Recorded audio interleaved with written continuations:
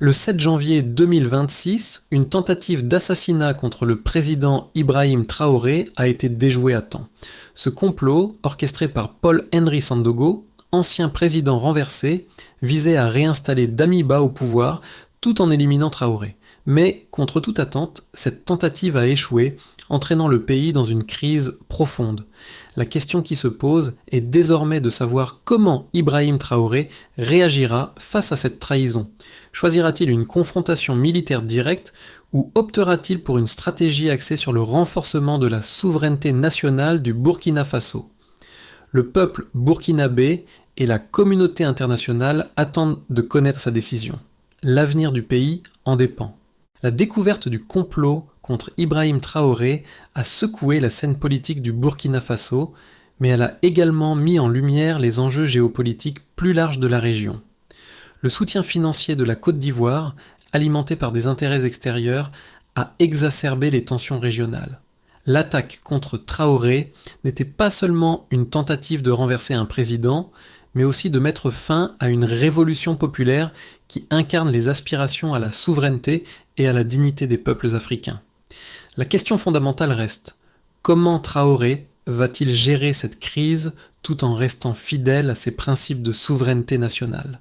Sa réponse déterminera non seulement son avenir politique, mais aussi celui du Burkina Faso sur la scène internationale. Le défi est immense. Une réponse militaire pourrait entraîner une escalade du conflit dans toute la région du Sahel, mais une position trop modérée risquerait d'être perçue comme une faiblesse. La balance est fragile et les enjeux sont de taille. Le 7 janvier 2026, une tentative d'assassinat contre Ibrahim Traoré a été déjouée par les autorités burkinabées. Le complot, dirigé par Paul-Henri Sandaogo, ancien président renversé, visait non seulement à éliminer Traoré, mais aussi à réinstaller son prédécesseur, Damiba, au pouvoir. Cette opération a été financée par la Côte d'Ivoire, exacerbant les tensions entre les deux pays voisins. Le soutien financier, d'un montant estimé à 125 000 $ visait à corrompre des officiers militaires et à obtenir des informations sensibles sur les mouvements stratégiques du gouvernement burkinabé. Cependant, malgré cette tentative de déstabilisation, le peuple burkinabé est resté ferme dans son soutien à Ibrahim Traoré. La réaction rapide des autorités a permis d'empêcher le coup d'État et d'arrêter plusieurs conspirateurs. Cet événement a ouvert une nouvelle ère de tension pour le Burkina Faso. Le soutien extérieur, notamment de la part de la Côte d'Ivoire et de la France, a révélé les intentions de certains acteurs internationaux de manipuler la politique interne du pays. Pourtant, l'échec du complot a renforcé la détermination de la population. Le rôle de Traoré est désormais perçu comme central dans la lutte pour l'indépendance et la souveraineté de l'Afrique, particulièrement dans le contexte de la résistance contre les influences néocoloniales. Cependant, les conséquences de cet échec ne se limitent sûrement pas à un simple affrontement politique interne, mais s'inscrivent dans un contexte géopolitique plus large. Le Burkina Faso se trouve désormais face à un dilemme stratégique majeur. Quel chemin suivre pour préserver sa souveraineté tout en faisant face à la pression extérieure croissante ?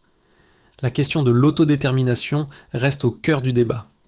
Ibrahim Traoré, le président du Burkina Faso, incarne une nouvelle génération de leaders africains déterminés à défendre leur souveraineté face à des forces extérieures. Sa montée au pouvoir, après le renversement du président Damiba en 2022, a été perçue comme un acte de rébellion contre les structures néocoloniales et les ingérences étrangères qui ont longtemps dominé l'Afrique. Traoré a rapidement fait preuve d'une fermeté inébranlable en refusant d'accepter les diktats imposés par les puissances occidentales, notamment la France, et en mettant en œuvre des réformes pour renforcer l'indépendance économique et politique du Burkina Faso. Son gouvernement a décidé de rompre avec les pratiques traditionnelles en réaffirmant la volonté du pays de se libérer de la domination économique et politique. Cependant, cette ligne de conduite a également fait du Burkina Faso un obstacle pour ceux qui cherchent à maintenir une influence étrangère dans la région. Le soutien populaire à Traoré, bien que massif, a suscité des divisions, non seulement au sein du pays, mais aussi dans les relations internationales. Les premières actions de Traoré ont été marquées par une série de réformes pour renforcer la souveraineté du pays. notamment par la mise en place d'une politique économique plus autonome. Ces décisions ont cependant mis en lumière les défis auxquels le Burkina Faso doit faire face. La confrontation avec des puissances comme la Côte d'Ivoire et la France est désormais inévitable. Traoré devra naviguer entre la préservation de la stabilité nationale et la gestion des pressions extérieures croissantes. Le complot visant Ibrahim Traoré a été découvert le 7 janvier 2026, mais ses ramifications vont bien au-delà d'une simple tentative d'assassinat. Ce plan, mené par l'ex-président Paul-Henri Sandogo, a été financé par des intérêts extérieurs, principalement la Côte d'Ivoire, dans le but de réinstaller Damiba au pouvoir. La tentative de coup d'État a mis en lumière la fragilité politique du Burkina Faso et la profondeur des divisions internes qui le déchirent. Mais cette crise ne s'est pas arrêtée à un conflit interne, elle a révélé les tensions géopolitiques plus larges, notamment les relations entre le Burkina Faso et ses voisins, et a exacerbé la lutte pour l'indépendance politique et économique de l'Afrique. Le Burkina Faso, sous la direction de Traoré, a réagi rapidement et de manière décisive. En quelques heures, les autorités ont neutralisé les conspirateurs, mettant fin à la menace immédiate. Cependant, cette crise a ouvert un nouveau chapitre dans la lutte pour la souveraineté du pays. Le soutien de la Côte d'Ivoire, soutenu par des acteurs extérieurs, a révélé la volonté de certaines puissances étrangères de manipuler la politique interne du Burkina Faso. Les ramifications de cette ingérence se sont propagées rapidement à travers la région, exacerbant les tensions avec d'autres pays du Sahel. Le gouvernement burkinabé a pris des mesures immédiates pour renforcer les frontières et assurer la sécurité du pays. En parallèle, le président Traoré a convoqué ses plus proches alliés pour élaborer une stratégie de réponse à cette agression extérieure. L'objectif était double. D'abord, neutraliser toute menace immédiate, puis envoyer un message fort à la communauté internationale. Le Burkina Faso ne tolérerait aucune ingérence dans ses affaires internes. Traoré a également fait preuve d'une grande habileté diplomatique, cherchant à solidifier les alliances régionales, notamment avec le Mali et le Niger, deux pays qui partagent une position critique envers l'influence néocoloniale en Afrique. Cette stratégie a pour but de réduire l'influence des anciennes puissances coloniales, en particulier la France, dans la région du Sahel. En réponse à l'attaque, des sanctions économiques et diplomatiques ont été envisagées contre la Côte d'Ivoire, afin de montrer la détermination du Burkina Faso à défendre sa souveraineté. L'un des défis majeurs auxquels Traoré a dû faire face était la gestion de la division interne au sein du pays. Alors que de nombreux citoyens burkinabés soutiennent le président, une partie de la population demeure sceptique sur les actions du gouvernement, notamment en ce qui concerne la gestion des relations extérieures et la confrontation avec la Côte d'Ivoire. Cependant, les actions du président ont renforcé un sentiment de solidarité nationale parmi ceux qui sont opposés à l'ingérence étrangère. La situation a également mis en lumière l'importance de l'unité au sein de la région du Sahel. La crise entre le Burkina Faso et la Côte d'Ivoire a suscité des débats dans d'autres pays africains sur la manière de répondre aux pressions extérieures. Certains ont vu dans l'incident une opportunité de réaffirmer la souveraineté des nations africaines face aux puissances coloniales qui continuent donc de jouer un rôle central dans les affaires politiques et économiques du continent. En définitive, la crise a marqué un tournant pour le Burkina Faso, non seulement sur le plan interne, mais aussi sur la scène géopolitique mondiale. Le défi est désormais de savoir si Traoré réussira à maintenir l'unité du pays tout en renforçant sa position face à l'ingérence étrangère croissante. Après l'échec du complot du 7 janvier 2026, plusieurs révélations ont émergé concernant le financement de l'opération. Selon les enquêtes menées par les autorités burkinabées, une somme d'environ 125 000 $ a été allouée pour faciliter le coup d'État. Cet argent a été utilisé pour corrompre des officiers militaires et obtenir des informations sensibles sur les mouvements stratégiques du gouvernement.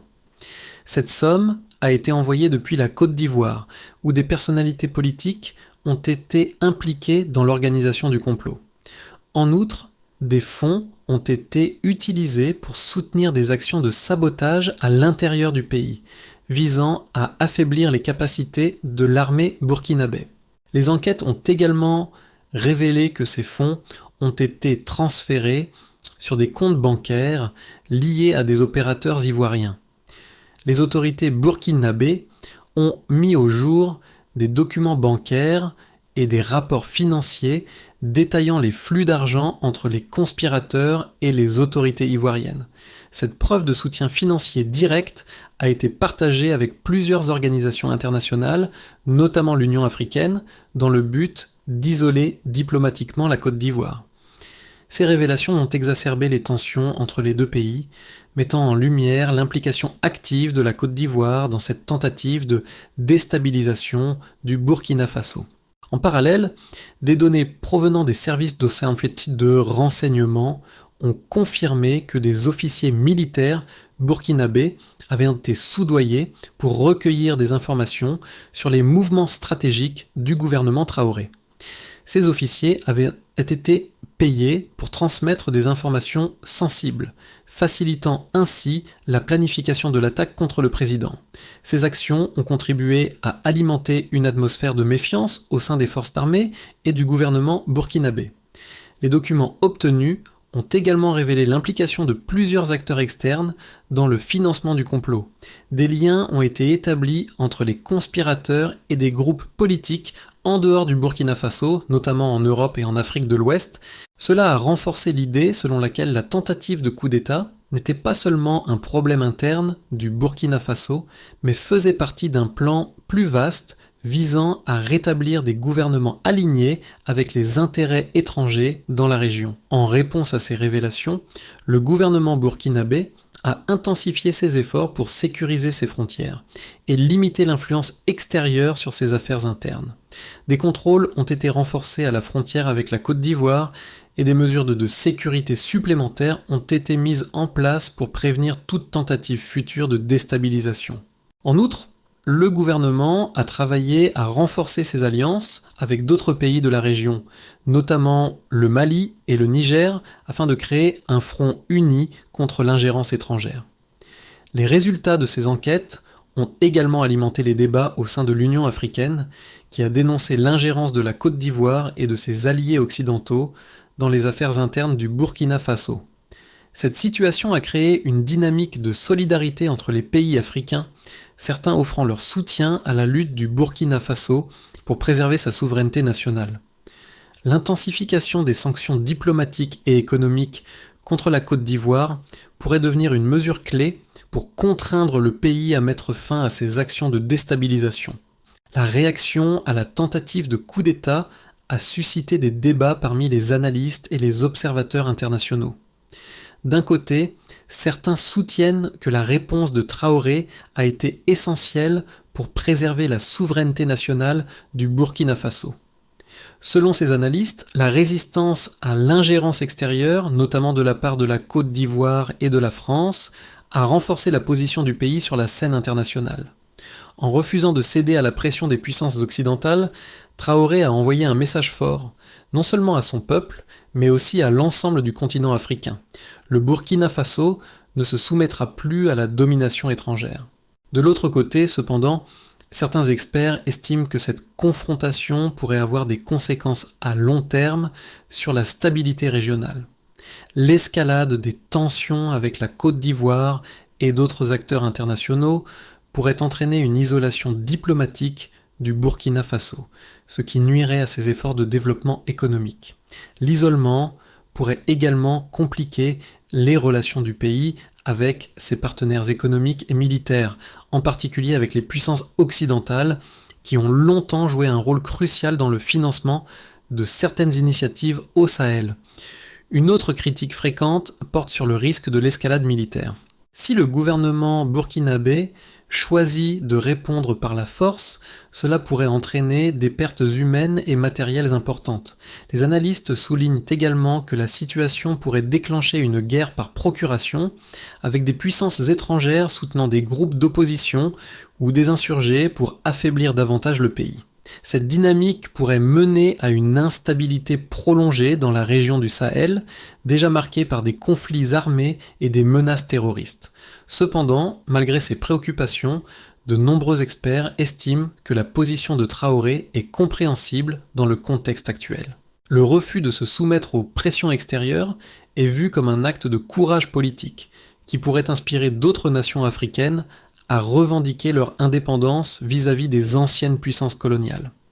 La situation actuelle pourrait être l'occasion pour le Burkina Faso de se réorienter vers une coopération régionale plus autonome en tissant des alliances avec d'autres pays du Sahel et de l'Afrique de l'Ouest.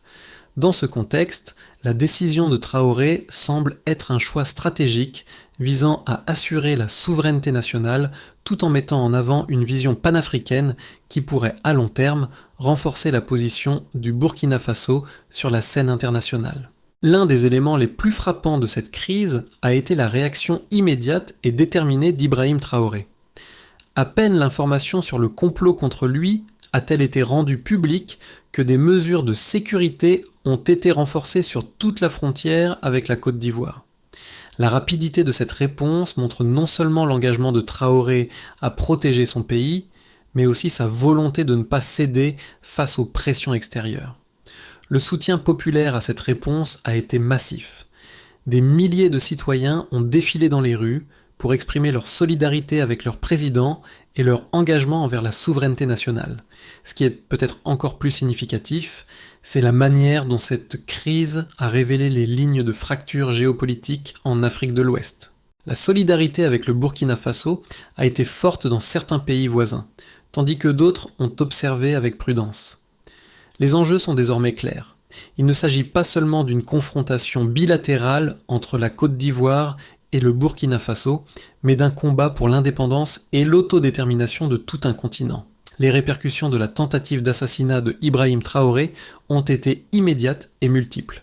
Tout d'abord, la crise a renforcé le sentiment de solidarité nationale au Burkina Faso.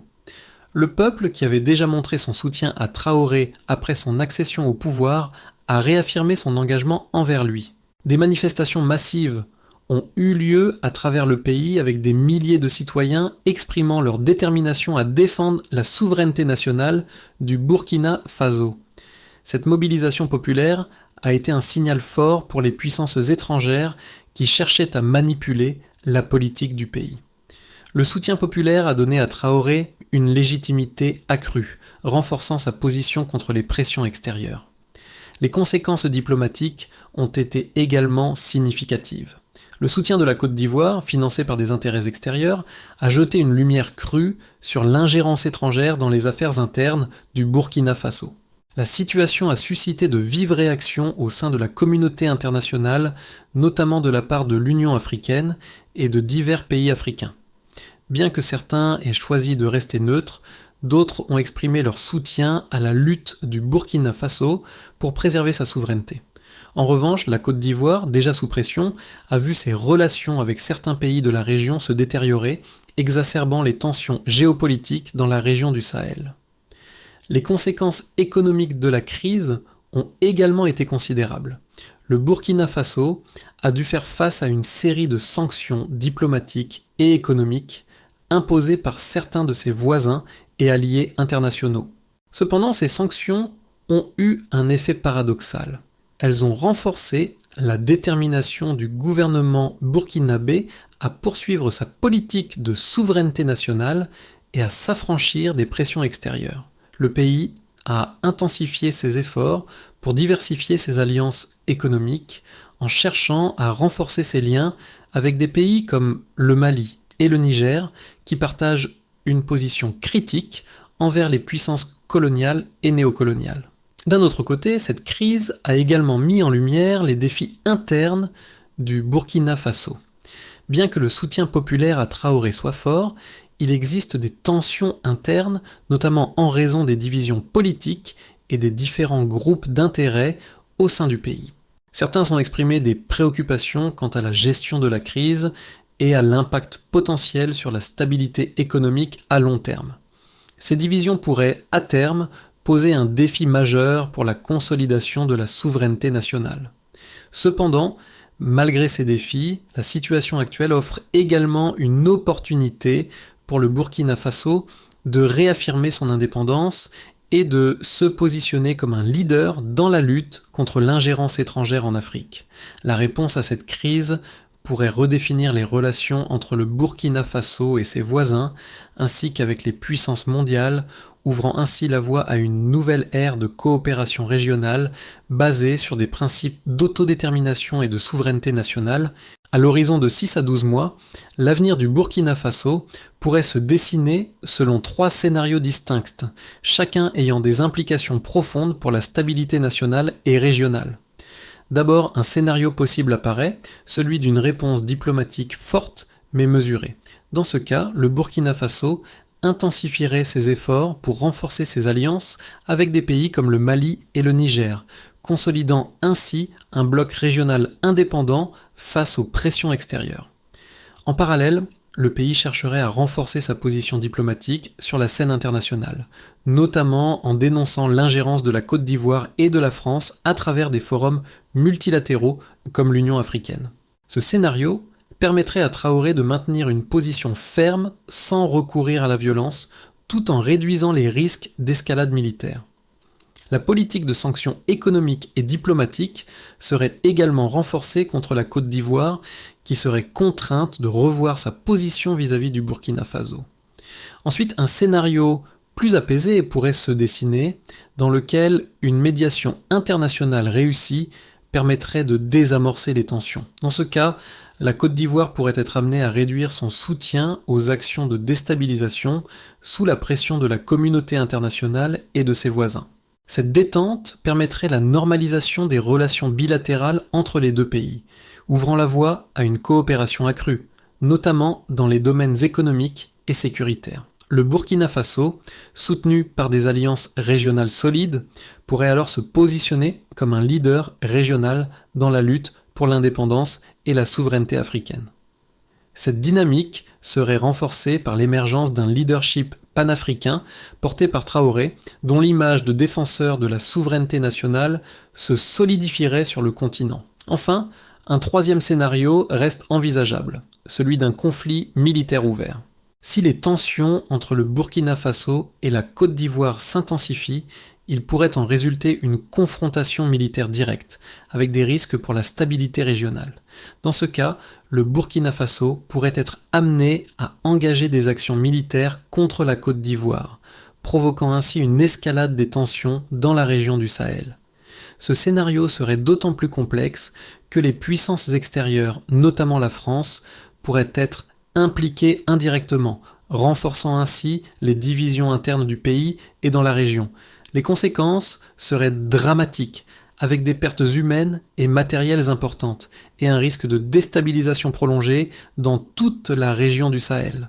Les efforts de développement du Burkina Faso seraient gravement affectés, et les relations avec ses alliés régionaux et internationaux risqueraient de se détériorer. Dans chacun de ces scénarios, le leadership d'Ibrahim Traoré sera décisif. Sa capacité à naviguer dans cet environnement complexe en maintenant la cohésion interne tout en répondant aux pressions extérieures déterminera l'avenir du pays et de la région. Le défi reste de taille, mais les mois à venir pourraient redéfinir la place du Burkina Faso sur la scène internationale. La situation actuelle du Burkina Faso soulève des questions cruciales non seulement pour les citoyens burkinabés, mais aussi pour les peuples de toute l'Afrique. Ibrahim Traoré, en tant que leader de cette révolution populaire, incarne bien plus qu'un simple président. Il représente l'espoir d'une Afrique capable de se libérer des chaînes de l'ingérence étrangère et de défendre son indépendance. Son défi est de taille: comment maintenir l'unité du pays face à des pressions extérieures tout en répondant aux attentes d'un peuple qui voit en lui un symbole de résistance et de dignité. Pour les autres nations africaines, l'exemple du Burkina Faso pourrait être un modèle ou un avertissement. Le pays est à un carrefour, et ses choix auront des répercussions au-delà de ses frontières. Si Traoré réussit à naviguer dans cette crise sans céder à l'isolement diplomatique ou à la confrontation militaire, il pourrait devenir une figure centrale du mouvement panafricain, inspirant d'autres nations à suivre le chemin de la souveraineté et de l'autodétermination. Cependant, si la situation dégénère, cela pourrait renforcer l'idée que l'Afrique est toujours sous l'emprise des puissances étrangères, incapables de s'affranchir des structures néocoloniales. Les citoyens burkinabés, quant à eux, sont plus que jamais unis derrière Traoré. Les manifestations et le soutien populaire témoignent d'un rejet profond de toute forme d'ingérence et d'une volonté farouche de défendre leur souveraineté. Mais cette solidarité nationale devra être maintenue face aux défis économiques et politiques qui s'annoncent. La situation actuelle du Burkina Faso, marquée par des tensions géopolitiques et des pressions externes croissantes, nécessite une approche stratégique à plusieurs niveaux pour garantir la souveraineté nationale et préserver la stabilité régionale. Le gouvernement burkinabé doit mettre en œuvre une série de réformes internes pour renforcer la résilience économique du pays et réduire sa dépendance vis-à-vis des puissances étrangères. Cette approche doit se concentrer sur l'autosuffisance, en particulier dans les secteurs clés comme l'agriculture, l'énergie et l'exploitation des ressources naturelles.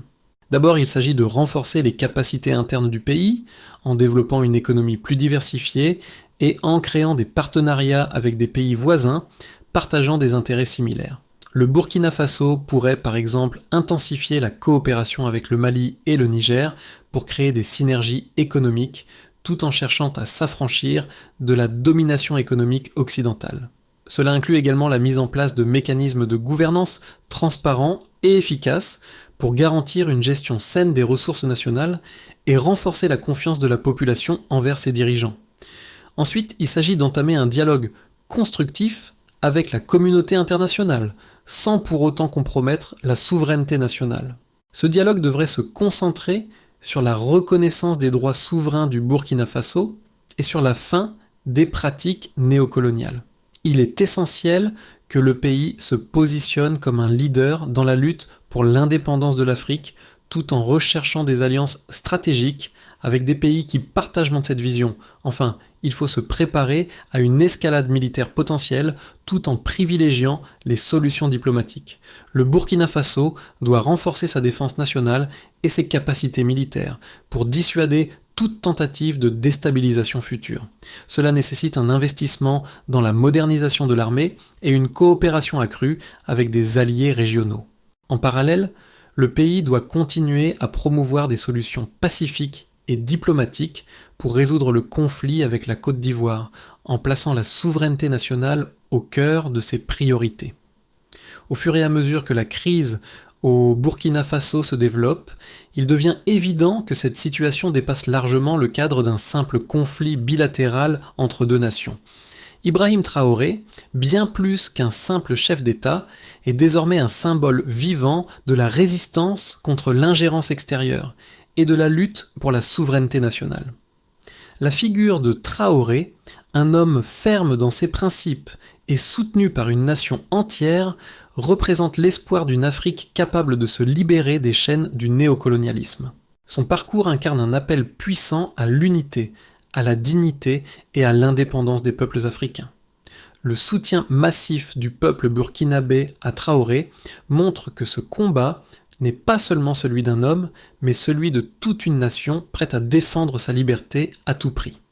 Cette solidarité nationale, née des sacrifices du passé, se transforme aujourd'hui en une force collective déterminée à ne pas céder face aux pressions extérieures.